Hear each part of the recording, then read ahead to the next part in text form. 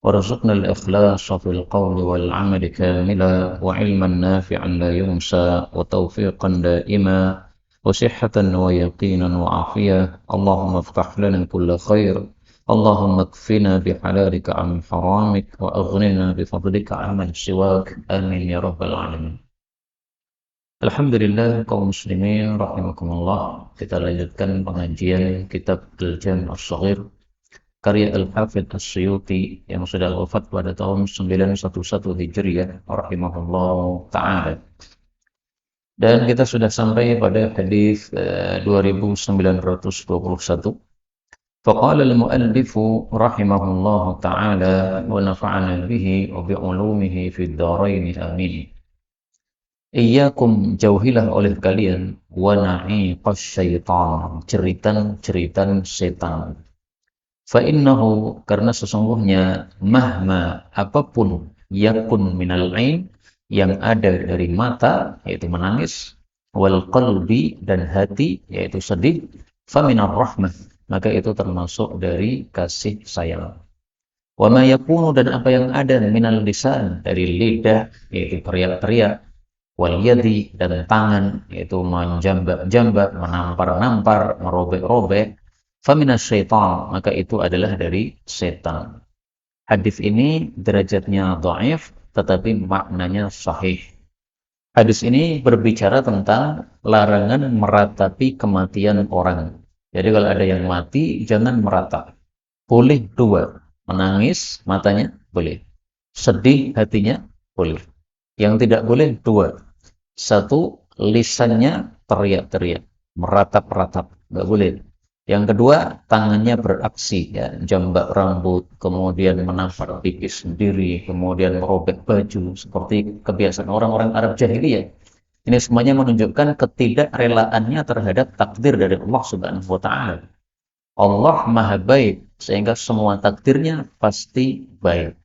Meskipun itu dalam bentuk musibah, tapi intinya adalah kebaikan dari Allah Subhanahu wa Ta'ala terhadap hambanya, sehingga kita harus terima apapun musibah yang kita alami.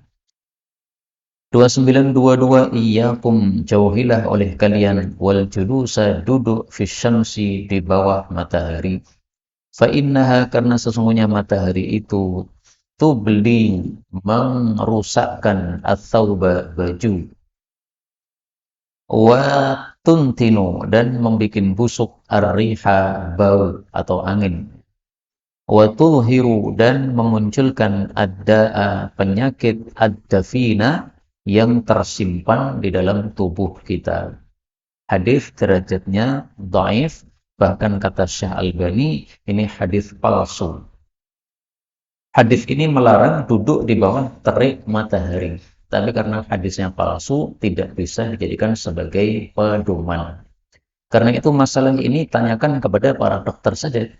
Apakah memang duduk di bawah terik matahari itu bermadarat? Kalau memang kata para dokter adalah madarat, maka jangan duduk di bawah terik matahari. Tetapi faktanya tampaknya matahari teriknya dibagi dua, ya, pagi hari atau siang hari. Kalau pagi hari justru malah bermanfaat. Maka banyak orang dulu pada waktu musim COVID, mereka berpanas-panas di bawah terik matahari pada jam pagi hari. Karena sinar mataharinya menyehatkan badan. Kalau siang hari mungkin yang dimaksud dalam hadis ini. 23, iyyakum, hindarilah oleh kalian, wal khadhafa, ketapel.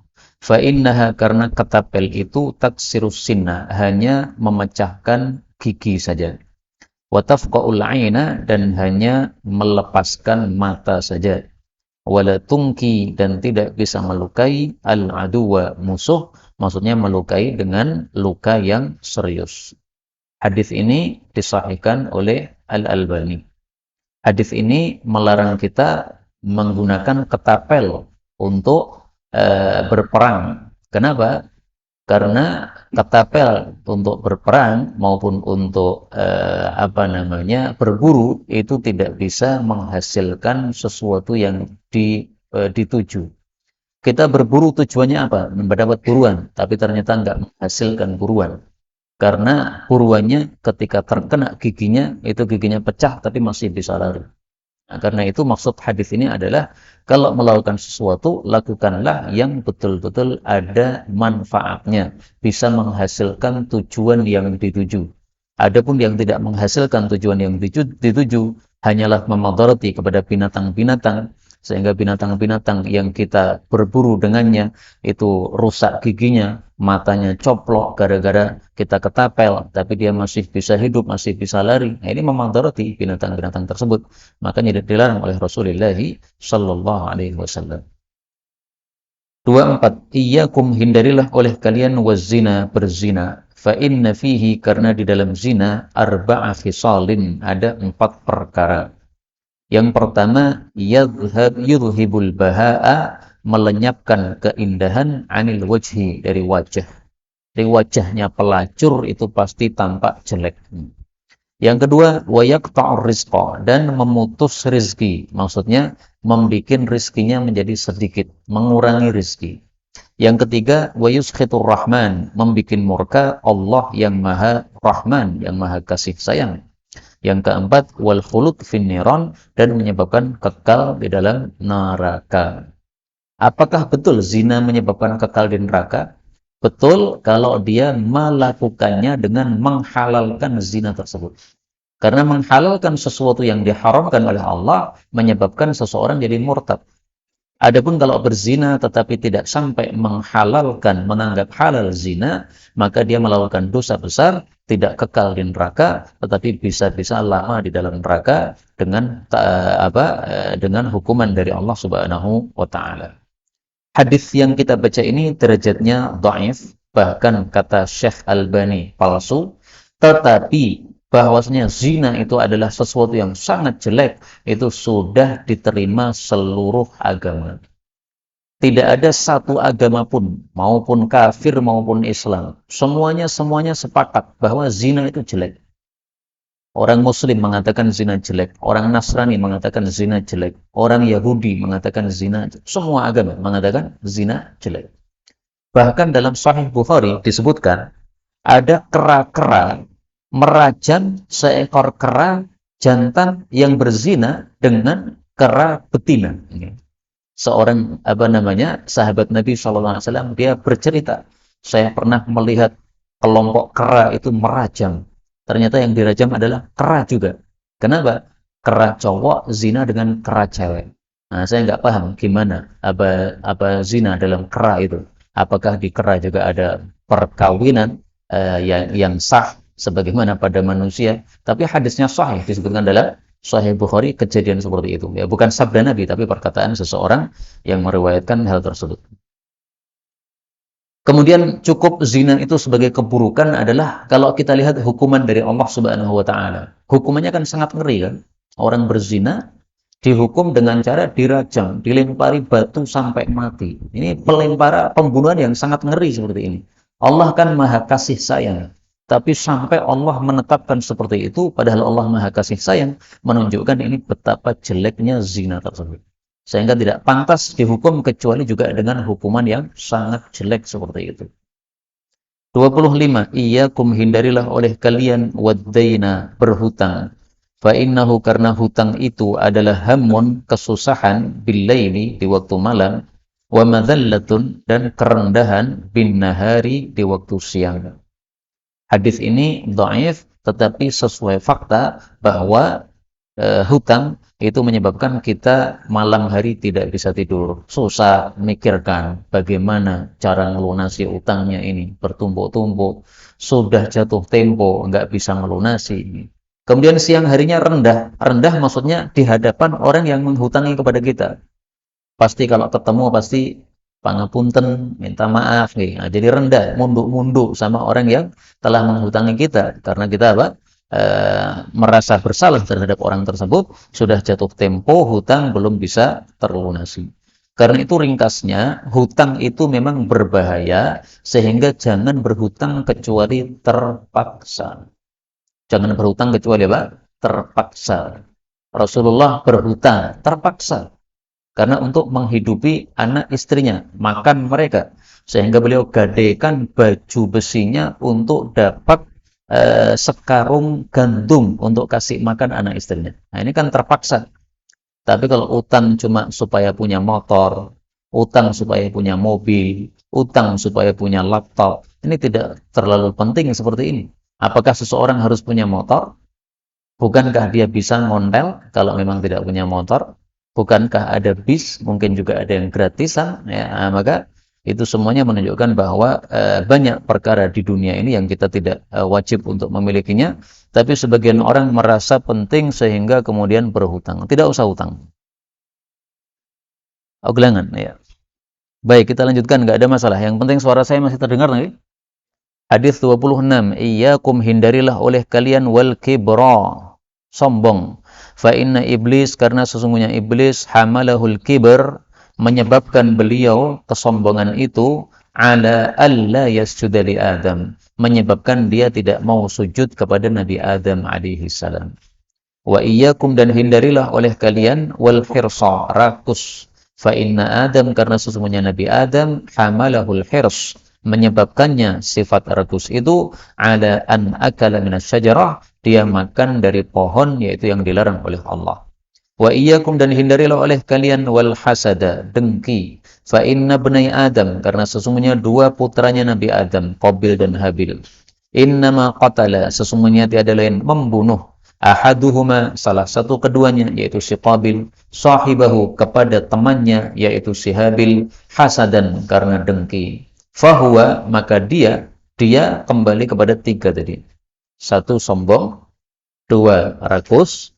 Tiga, dengki. Semua itu adalah aslu kulli khati'atin, pokok segala perbuatan dosa.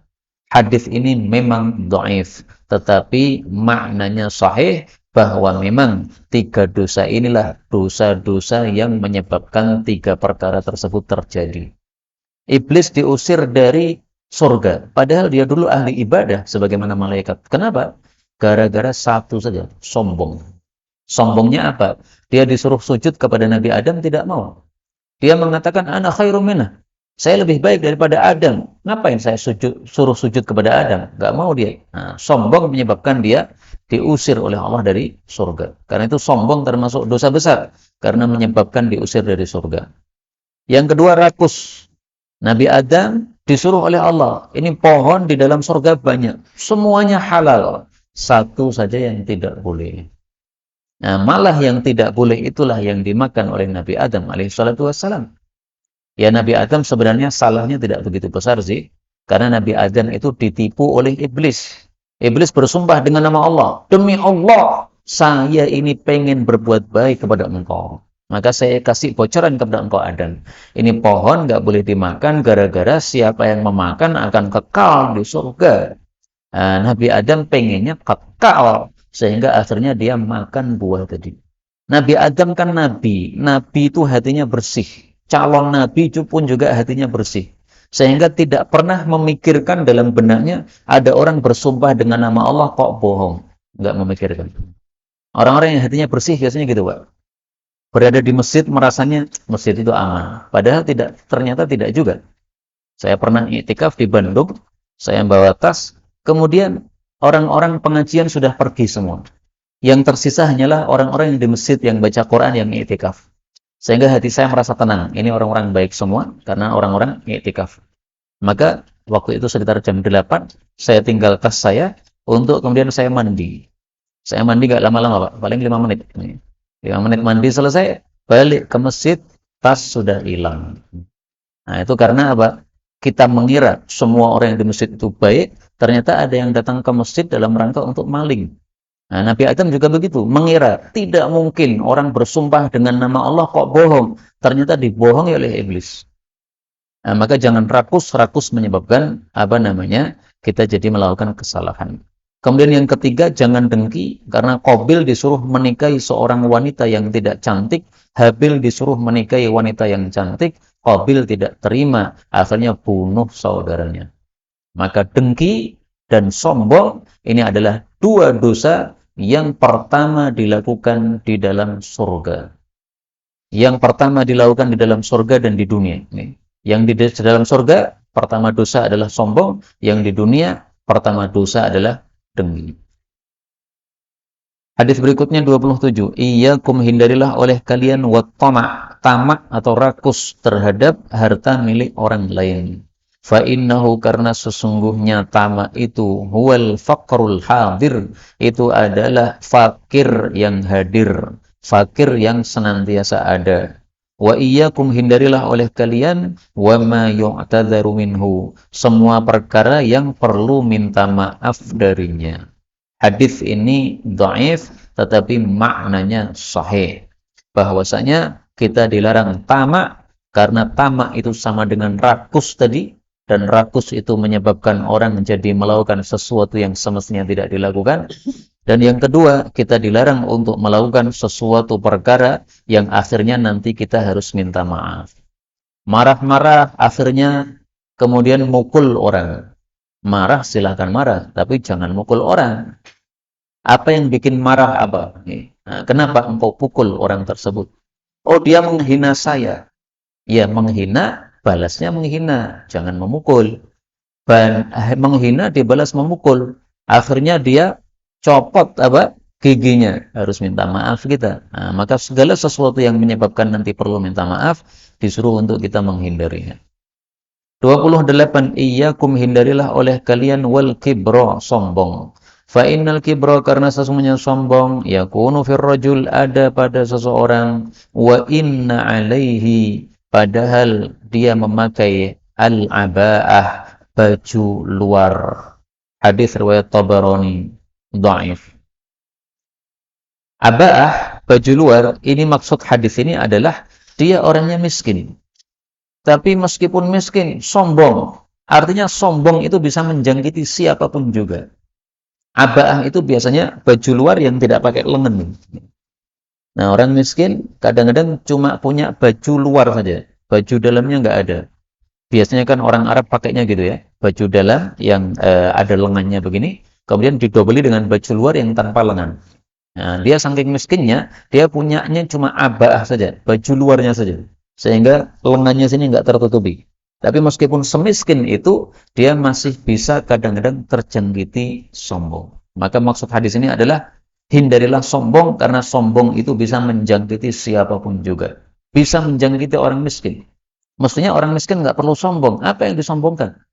Kalau orang kaya sombong, nah itu agak masuk akal, meskipun tetap tidak boleh. Dan tidak pantas orang kaya sombong. Kenapa? Orang kaya itu kayanya siapa yang membuat kaya? Allah Subhanahu wa taala. Berarti apa yang harus disombongkan? Maka Sayyidina Abu Bakar ketika ceramah itu sering mengatakan, bagaimana mungkin orang yang keluar dari jalur kencing 2 kali pantas untuk sombong? Siapa yang keluar dari jalur kencing 2 kali? Ya kita ini manusia. Pertama dari bapak kita sebagai mani. Yang kedua dari rahim ibu kita sebagai bayi. Nah, keluar dari 2 jalur kencing. Itulah asal muasal manusia. Kok sombong? Apa yang disombongkan ini? Asalmu itu dari tempat yang najis, jalur kencing. 29. Iyyakum, hindarilah oleh kalian wahataini, 2 ini, al-baqlataini, yaitu 2 sayur ini, atau 2 bumbu ini. Yang dimaksud di sini adalah bawang dan berambang. Muntinataini, yang busuk ini, baunya kan menyengat. Antakuluhuma, bahwa kalian memakan keduanya, wa tadkhulu, lalu masuk masajidana, ke masjid-masjid kami. Jadi maksudnya tidak boleh makan bawang berambang mentah, baunya masih dahsyat, kemudian masuk masjid. Kenapa? 2 hal. Pertama, mengganggu orang-orang yang ibadah di masjid. Padahal ibadah itu mestinya khusyuk. Ini gara-gara bau sehingga tidak bisa khusyuk. Yang kedua, mengganggu para malaikat. Rasulullah bersabda dalam hadis yang lain, para malaikat itu terganggu dari perkara-perkara atau bau-bau yang manusia terganggu. Nah, sehingga ketika kita terganggu dengan bau abab rokok, bau abab bawang berambang, malaikat pun juga sama. Sehingga malaikat itu bisa membedakan mana bau wangi, mana bau tidak wangi. Kemudian beliau mengatakan, fa in kuntum la budda, kalau kalian itu harus akiliha, memakan keduanya, akilihima, faqtuluhuma, maka bunuhlah keduanya, binnari dengan api, qatlan dengan sebenar-benar dibunuh. Hadis sahih. Maksudnya dibunuh adalah dimasak supaya baunya yang menyengat itu hilang. Jadi hilangnya bau yang menyengat diungkapkan oleh Nabi dengan bahasa bunuhlah. Seolah-olah hidupnya bawang dan berambang itu adalah ketika baunya yang semerbak, yang tidak enak itu. Tapi ketika sudah dimasak, maka baunya sudah berkurang, tidak ada masalah untuk kita makan. Ini adat orang Arab, Pak, ya. Mereka suka meletus bawang berambang. Saya tahunya pada saat dulu di pesantren ada tamu-tamu dari Arab, kita suguhi sate. Ternyata mintanya apa? Bawang yang bisa dikeletus. Jadi bawang mentah, kletusi. Seperti kalau kita orang Jawa makan bakwan sama cabai, nah, dikeletusi cabainya. Mereka juga begitu, ngeletusi bawang. Nah, bawang dimakan begitu, mentah-mentah begitu, baunya tentu saja menyengat sekali. Nah, maka oleh Nabi, kalau kalian harus makan, maka masak dulu supaya baunya tidak dahsyat. Bukan berarti haram bawang mentah, berambang mentah, bukan ya. Tapi tidak boleh mengganggu orang. Sehingga kalau kita sudah makan bawang mentah, berambang mentah, habis itu mau ke masjid, boleh, tapi baunya dibersihkan dulu. Disikat dulu, digosok dulu giginya, sampai bersih, sehingga tidak mengganggu orang lain. 30. Iyakum hindarilah oleh kalian wal adha. Apa itu al-adha? Ditafsirkan oleh Nabi, yaitu an-namimah, mengadu domba.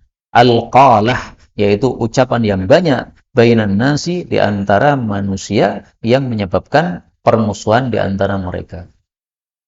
Adu domba yaitu kita menyampaikan suatu ucapan yang menyebabkan dua orang jadi bertengkar gara-gara ucapan tadi. Misalnya A ngomongin tentang B, kemudian kita sampaikan omongan A tadi kepada B. Akhirnya B marah sama A. Nah, terjadi apa? Peperangan antar mereka. Nah, itulah adu domba. Kalau ada orang ngomongin orang lain, jangan disampaikan. Tetapi hendaklah kita hentikan.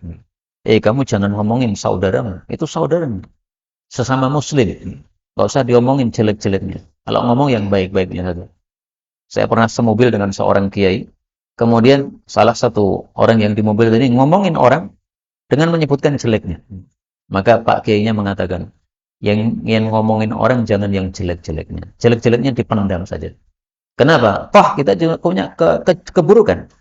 Sehingga kalau kita punya keburukan, sementara orang lain keburukannya kita tampak-tampakkan, itu nanti Allah akan balas kita yang setimpal. Keburukan kita akan ditampak-tampakkan oleh Allah Subhanahu wa Ta'ala. Nah, maka sebagaimana kita punya keburukan dan kita ingin keburukan itu tidak diketahui orang, hanya Allah saja yang tahu, maka hendaklah kita jangan ngomongin keburukan orang. Menyebabkan keburukan kita akan disingkap oleh Allah Subhanahu wa Ta'ala. Karena al-jaza' min jinsil amal, balasan itu sesuai dengan amal yang kita lakukan. Hadis berikutnya 31, iyyakum hindarilah oleh kalian wal kadhiba, dusta. Fa innal kadhiba, karena sesungguhnya dusta itu mujanibun, menjauhi lil iman, terhadap iman. Artinya kalau ada dusta, imannya hilang. Kalau ada iman, dustanya hilang. Ya, menjauhi.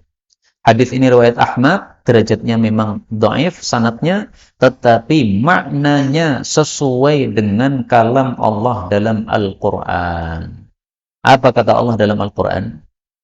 Orang-orang yang munafik. Allah sebutkan di dalam surat Al-Baqarah ayat 10, fi qulubihim maradun. Dalam hati mereka ada penyakit. Penyakit apa? Munafik. Fazadahumullahu marada. Allah tambah penyakit munafik mereka. Walahum adzabun alim. Mereka mendapatkan siksaan yang menyakitkan. Bima kanu yakdzibun. Dengan sebab mereka itu dusta. Kenapa Allah tidak mengatakan dengan sebab kemunafikan mereka? Tadi kan yang dibicarakan kan penyakit kemunafikan. Nah, maka di sini Allah sengaja mengatakan yakdzibun dengan sebab mereka dusta. Kata ulama untuk menunjukkan bahwa kaidahnya orang-orang munafik itu harus bohong. Jadi seolah-olah prinsip hidup mereka itu harus bohong, wajib bohong. Itu orang munafik. Nah, sehingga munafik itu tidak punya iman, punya prinsip bohong, berarti bohong itu berkebalikan dengan iman. Siapa punya iman, nggak akan mau bohong. Siapa yang suka bohong, berarti nggak punya iman. Maka makna hadis ini sesuai dengan ayat Quran. 32. Iyyakum, hindarilah oleh kalian wal iltifata, menoleh fis salati, pada waktu salat.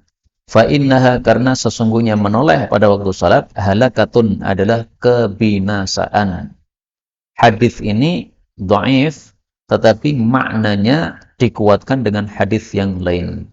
Rasul sallallahu alaihi wasallam bersabda bahwasanya menoleh pada saat salat itu adalah ikhtilasun yahtalisuhu syaitan. Itu satu curian yang dilakukan oleh setan dari salat seorang hamba. Ini hadis riwayat Imam Bukhari. Artinya, menoleh pada saat salat itu sebabnya adalah dari setan. Sebabnya adalah apa? Dari setan. Sehingga dikatakan oleh Nabi sebagai curian dari setan. Setan mencuri salat kita. Menoleh dalam salat, apakah membatalkan salat? Menoleh dalam salat ada 3 macam. Yang pertama, menoleh dengan dadanya. Dadanya sampai tidak menghadap ke arah kiblat. Nah, ini hukumnya adalah haram dan salatnya batal. Misalnya panjenengan salat di shaf pertama, mendengar anak panjenengan nangis jatuh di belakang sana. Kemudian panjenengan mundur. Namanya mundur kan balikkan badan lagi untuk ngambil anak. Nah, salatnya sudah batal. Kenapa? Dadanya sudah tidak menghadap ke arah kiblat. Yang kedua, menoleh wajahnya saja, tapi badannya masih menghadap ke arah kiblat. Nah, di sini diperselisihkan oleh para ulama, hukumnya apa? Menurut mazhab Syafi'i dan jumhur ulama, hukumnya adalah makruh. Kecuali kalau diperlukan, maka tidak makruh. Menurut sebagian kecil ulama, hukumnya adalah haram, kecuali kondisi darurat. Kalau darurat maka tidak haram. Yang ketiga, menoleh dengan mata saja. Nah, jadi wajahnya tidak menoleh, mata saja yang menoleh. Nah, ini hukumnya sama dengan menoleh dengan wajah tadi, tapi lebih ringan lagi. Karena apa? Mata kita menoleh-noleh, sementara ini menunjukkan ketidakkhusyuan dalam sholat. Tapi boleh dilakukan ketika diperlukan. Misalnya ada suara mencurigakan pas panjenengan sholat tahajud, sholat malam. Nah, noleh ngelirik ke sana kemari. Barangkali ada maling, nggak ada masalah. Tapi ketika tidak diperlukan, tidak boleh lirak-lirik seperti itu dalam sholat. 33. Iyyakum, hindarilah oleh kalian watta'ammuqa, memperdalam berlebihan fi dini, dalam agama.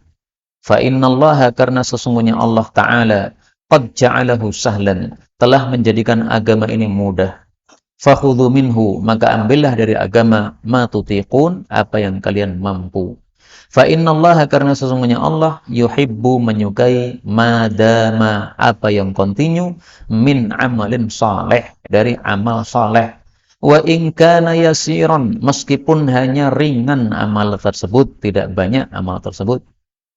Hadis ini melarang kita berlebih-lebihan dalam agama.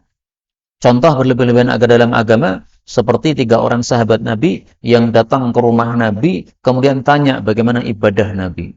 Mereka diberitahu ibadah Nabi begini-begini. Mereka menganggap, loh, ibadah Nabi kok sedikit ya?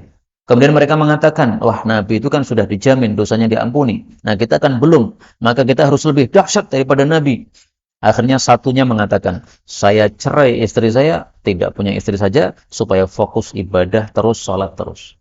Satunya lagi mengatakan, malam saya tidak akan tidur, saya melekkan mata untuk tahajud dari isya sampai subuh. Siang saya tidak akan pernah kecuali puasa terus-menerus setiap siang. Kemudian satu lagi sahabat Nabi SAW juga melakukan hal yang serupa, maka akhirnya 3-tiganya dipanggil oleh Nabi SAW. Apakah betul kalian bertiga yang ngomong begini, ngomong begini, ngomong begini? Nah, maka mereka mengatakan, betul ya Rasulullah. Maka Rasulullah katakan, jangan melakukan begitu.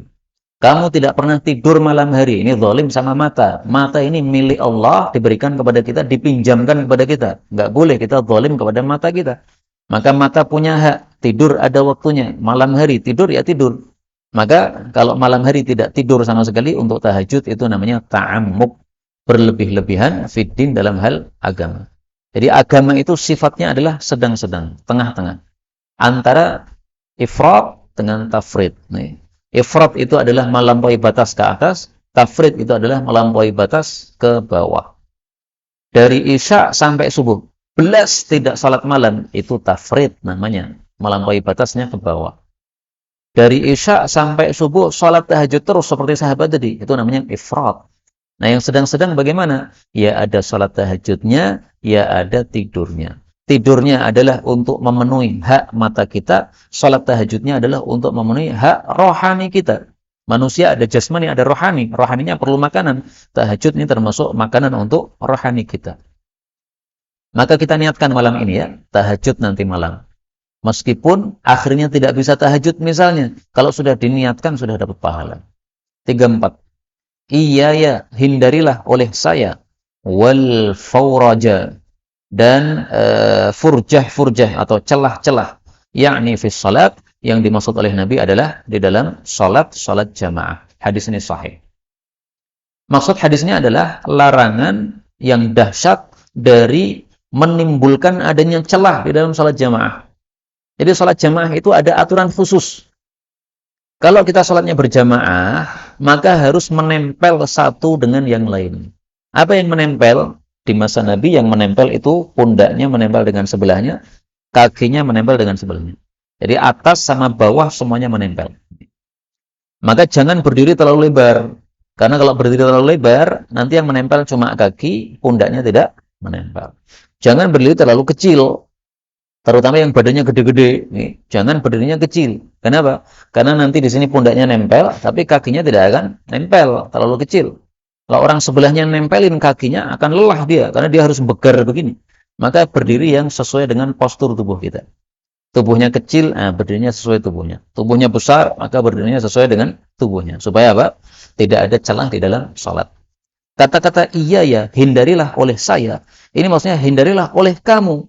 Tapi diungkapkan dengan kata-kata saya. Maksudnya ini adalah satu mubalaghah, takkid, satu penyangatan bahwasanya betul-betul harus dihindari. Maka kamu harus menghindari, saya pun juga harus menghindari. Itu maksudnya. 35. Iya ya, hindarilah oleh saya, maksudnya oleh kamu juga. Antattakhidu, bahwasanya kalian menjadikan zuhura dawabbikum, punggung-punggung dari binatang-binatang kalian, manabira, sebagai mimbar-mimbar, maksudnya untuk tempat duduk. Jadi maksudnya tidak boleh nongkrong-nongkrong, ngobrol-ngobrol di atas unta, di atas kuda, nggak boleh. Kasihan untanya. Apalagi tubuhnya berat nih. Jadi unta itu kalau dikasih muatan itu ya terasa berat. Kuda juga begitu, terasa berat. Maka jangan mendolimi unta-unta dan kuda-kuda. Ini berlakunya untuk dawab ya, binatang yang melata, yang makhluk bernyawa. Adapun kalau kita duduk nongkrong di atas motor kita, nggak apa-apa. Jadi misalnya nih, kita ketemu teman, kemudian berhenti, masih di atas motor. Semuanya duduk di atas motor sambil ngobrol 1 jam, boleh nggak? Boleh. Kenapa? Tidak mendolimi motor sama sekali. Motornya bukan makhluk bernyawa, sehingga tidak terasa berat sama sekali. Tapi kalau kita naik kuda atau unta, nggak boleh. Dolim sama unta. Mau ngobrol 1 jam, duduk. Supaya apa? Supaya kita kasih sayang kepada unta tersebut. Inilah rahasianya kenapa orang yang mengajarkan ilmu agama, demikian juga antum-antum yang mempelajari ilmu agama, itu dimintakan ampunan untuk seluruh makhluk yang ada di atas muka bumi ini. Kenapa? Karena dengan sebab ilmu agama, maka kita paham bagaimana kita harus bersikap lemah lembut kepada sesama makhluk. Maka onta-onta itu memintakan ampunan untuk kita. Kenapa? Dengan sebab kita belajar ilmu agama, kita paham bagaimana adab kepada onta. Sapi juga begitu, kambing juga begitu, semut juga begitu. Jadi fadilahnya ngaji seperti ini sangat besar. Semua makhluk yang di atas muka bumi mintakan ampun untuk kita. Bayangkan Pak. Mari kita lihat hadisnya ya.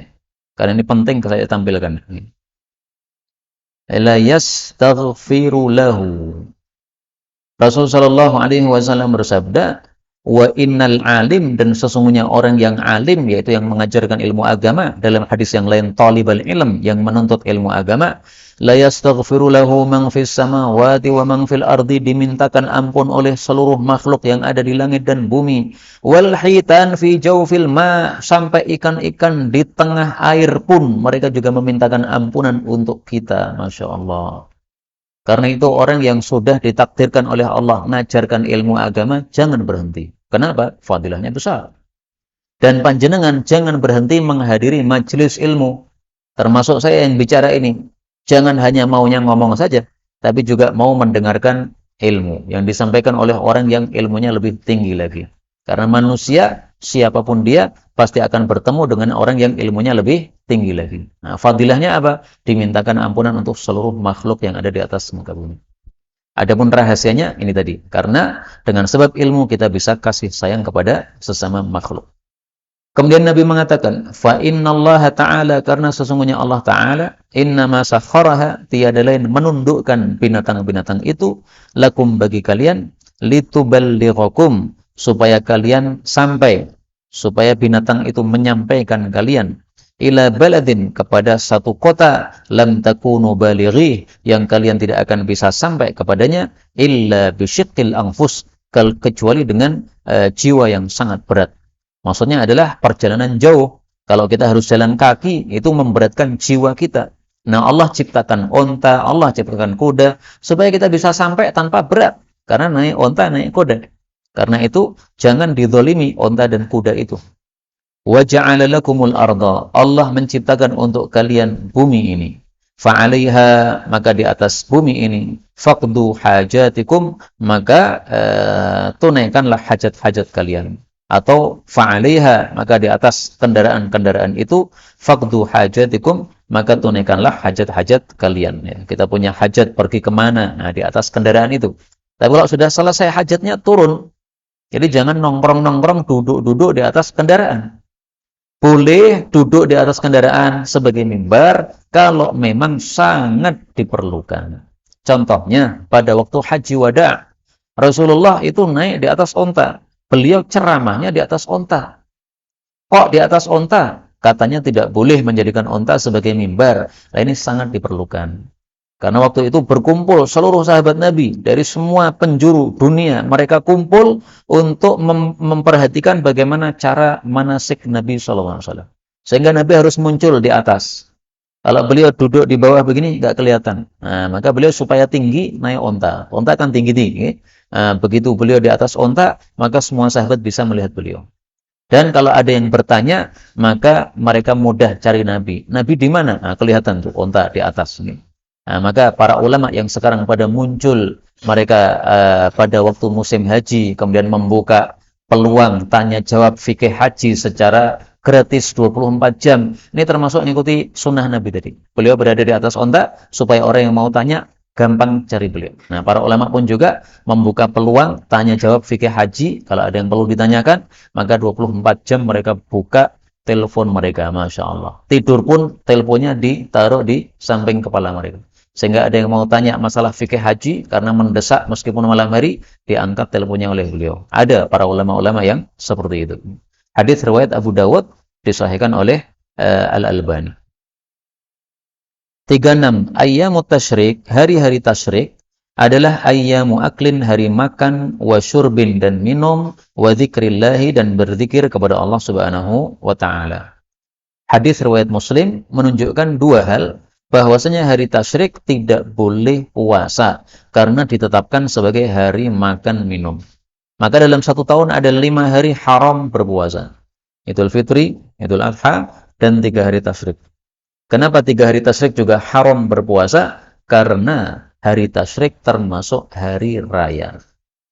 Kemudian hari tasyrik, kenapa disebut tasyrik? Itu diperselisih, itu sebabnya adalah karena tasyrik itu menjemur daging. Hari tasyrik, orang-orang biasanya zaman dulu, orang-orang Arab, menjemur daging. Menyembelih tanggal 10, kemudian tanggal 11, 12, 13, ini namanya hari tasyrik. Mereka menjemur daging supaya awet. Dijadikan dendeng.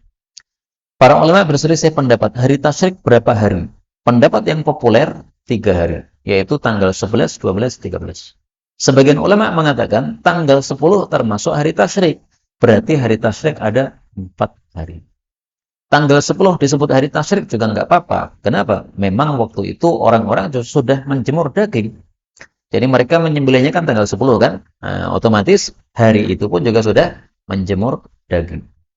Yang kedua, hadis ini menunjukkan disyariatkannya memperbanyak zikir pada hari tasyrik. Sehingga panjenengan yang korban Idul Adhanya kemarin itu adalah hari Kamis, ini masih hari tasyrik. Jumat, Sabtu, Ahad. Tapi yang Idul Adhanya hari Rebo, ini sudah bukan hari tasyrik. Hari tasyriknya selesai tadi pas adzan maghrib.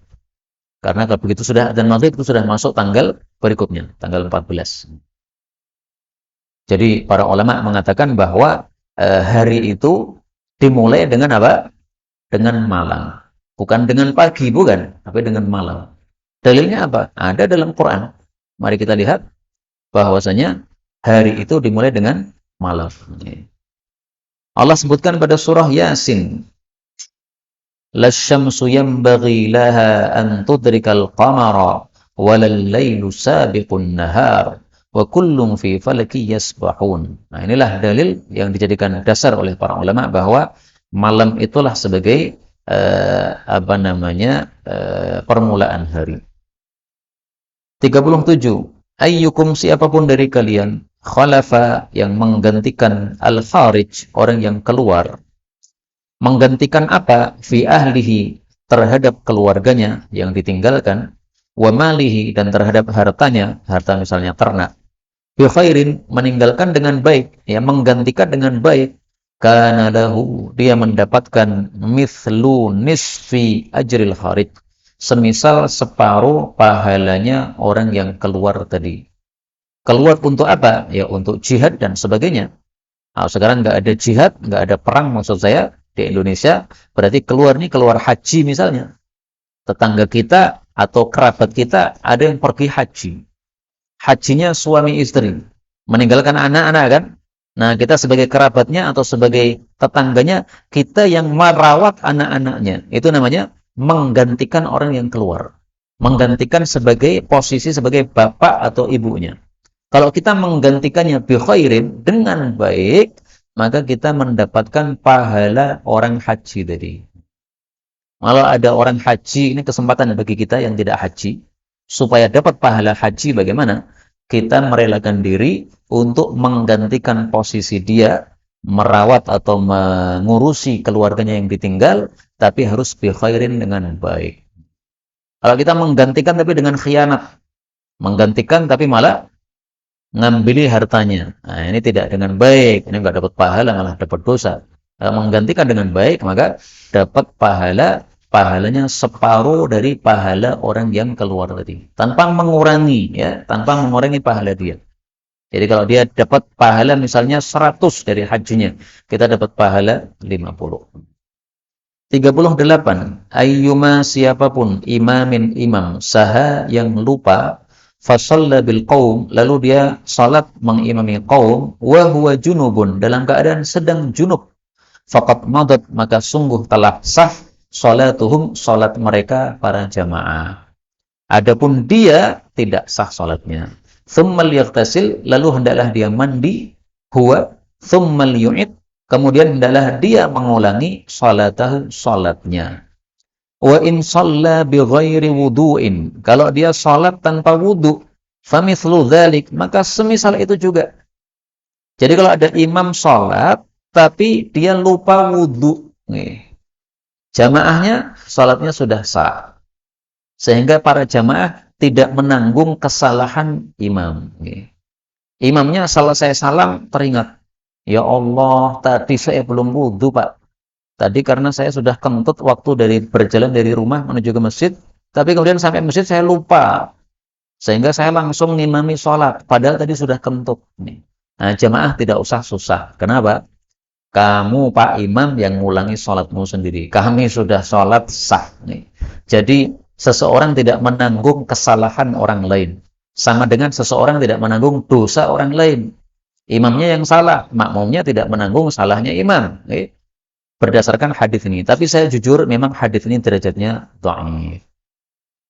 Tetapi karena memang kita tidak menemukan hadis yang sahih dalam bab ini selain hadis yang dhaif ini, karena itulah para ulama menggunakan hadis ini. Karena juga hadis ini dikuatkan oleh dalil yang lain. Mari kita lihat dalil yang menguatkannya. Ya.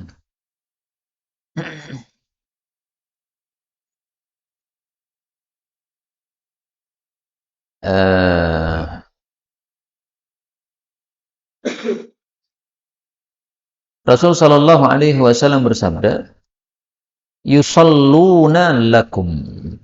Imam-imam itu mengimami salat untuk kalian. Fa in asabu, kalau salatnya benar, falakum, kalian dapat pahala. Wa in aftau, kalau salatnya salah, seperti tadi salatnya salah, batal belum wudu, falakum, maka kalian dapat pahala, wa alaihim, mereka yang menanggung salahnya. Hadis riwayat Imam Bukhari. Nah, ini hadisnya sahih, menguatkan makna hadis yang kita baca ini. Karena itu dalam mazhab Syafi'i, kalau ada imam sholat padahal dia batal, makmumnya tidak tahu, maka sholatnya para makmum tadi sudah sah. Adapun menurut mazhab Hanafi, sholatnya makmum berkaitan dengan sholatnya imam. Artinya kalau sholatnya imam batal, maka sholatnya makmum ikut-ikutan apa? Batal. Ada seorang kiai perempuan di Jawa Timur. Dia selesai sholat jamaah, kemudian panggil santriwatinya semuanya suruh balik. Ayo santriwati semuanya balik. Kenapa bunyi? Karena sholat saya tadi tidak sah. Sehingga kalian sholatnya ikut-ikutan tidak sah. Kita ulangi bareng-bareng. Kenapa sholatnya tidak sah? Ternyata selesai sholat, dia baru sadar rambutnya ngeliwir keluar. Nah, berarti auratnya belum tertutup. Padahal sholat auratnya harus tertutup. Nah, ini auratnya terbuka. Sehingga apa? Dia sholatnya tidak sah. Sehingga makmumnya disuruh ngulangi semuanya. Nah, ini pakai teori mazhab Hanafi kayak begitu. Kalau teori mazhab Syafi'i tidak ya. Imamnya sholatnya tidak sah, makmumnya masih apa? Sah. Karena salahnya ditanggung oleh imam itu sendiri. Jadi ini masalah khilafiyah sini. Kita lanjutkan 39. Ayyuma mri'in, siapapun orang qala li akhi, berkata kepada saudaranya yaitu sesama muslim, kafirun, kamu kafir, faqad ba'a, maka sungguh balik biha, dengan kalimat tadi, ahaduhuma, salah satu dari keduanya. Ingkana, jika adalah orang yang dituduh tadi kama qala, seperti yang diucapkan oleh si penuduh, ya berarti sudah selesai. Wa illa, tetapi kalau tidak sesuai fakta, raja'at, ucapan itu balik ilaihi, kepada si penuduh. Hadis sahih. Makanya harus hati-hati kita ngomong sama muslim. Okay? Jangan mengatakan kamu kafir, kamu Yahudi, kamu Nasrani. Atau kita mengatakan kamu Syiah. Padahal kita meyakini Syiah kafir. Sementara kita mengatakan kepada seseorang yang tidak Syiah, kita katakan kamu Syiah. Itu sama dengan kita mengatakan kamu kafir. Kenapa? Karena kita meyakini dalam hati bahwa Syiah kafir. Kalau meyakini Syiah kafir. Tapi yang benar adalah Syiah itu terbagi dua. Ada yang sampai kafir, ada yang masih muslim. Sebagaimana difatwakan oleh para ulama-ulama kita, Syekh bin Baz dan yang lain-lain. Maka jangan mengatakan semua Syiah kafir. Tidak benar. Itu ucapan batil yang muncul dari orang-orang yang tidak paham ilmu agama yang mendalam. Kalau paham, maka pasti mengatakan ini ahli bid'ah, Syiah, Mu'tazilah, dan lain-lainnya, itu semuanya terbagi dua. Ada yang sampai kafir, ada yang masih apa? Muslim. Karena tingkat bid'ahnya itu bermacam-macam. Kalau dia mengatakan misalnya, Quran sudah berubah, semestinya bukan 30 juz tapi 60 juz. Nah, itu kafir sudah. Nih. Tapi ada yang ahli bid'ah tidak sampai mengatakan begitu. Dia mengatakan Quran ya utuh, nggak mungkin Quran berkurang, Allah sudah menjamin. Nah, berarti dia belum sampai kepada bid'ah. Hati-hati. 40. Terakhir nih. Ayyuma mura'atin, siapapun wanita, wada'at thiyabaha, yang menaruh bajunya maksudnya melepas. Fi ghairi baiti zawjiha, pada selain rumah suaminya. Maksudnya adalah dia membuka auratnya kepada non-mahram. Itu maksudnya. Jadi wanita membuka auratnya di depan non-mahram.